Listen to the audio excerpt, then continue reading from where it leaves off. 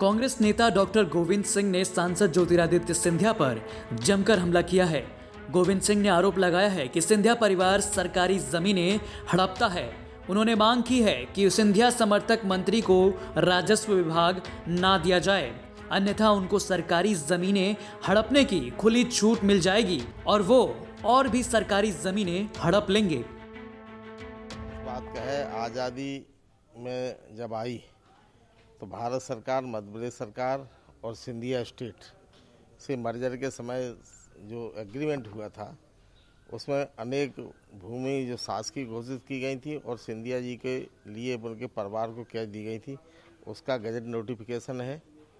उसके बाद भी आज़ादी के बाद जो शासकीय संपत्तियां थीं, उन संपत्तियों को ज्योतिरादित्य सिंधिया जी ने और उनके परिवार के पूर्वजों ने अपने लगातार सत्ता का दुरुपयोग करते हुए या सत्ता का प्रभाव डालकर शासकीय अधिकारी, लैंड गार्ड कमिश्नर, कलेक्टर अपने बैठालकर उन ज़मीनों को अपने निजी ट्रस्टों के नाम परिवर्तित किया है।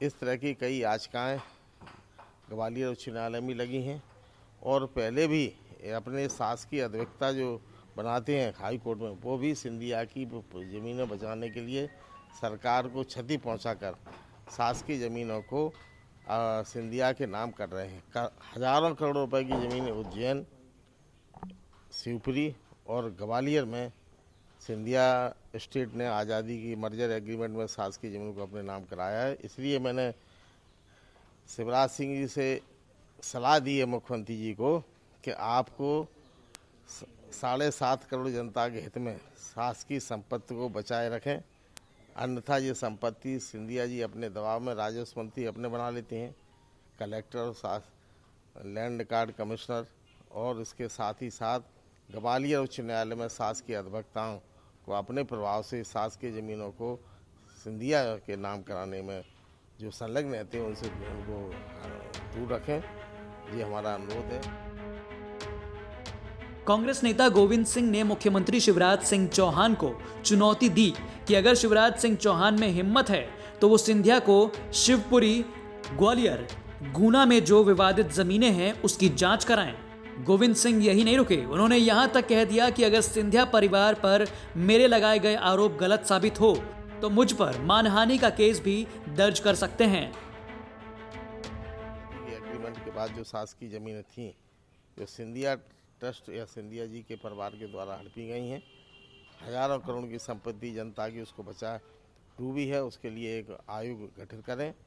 आयोग में दूध का दूध पानी पानी हो जाएगा। उच्च न्यायालय का जो जज होंगे वो उसकी समीक्षा करेंगे और मैं तो यहाँ तक दावा भी करता हूँ, अगर हमारी बात असत्य निकलती है तो मेरे ऊपर भी मुकदमा मानहानि का चलाएं।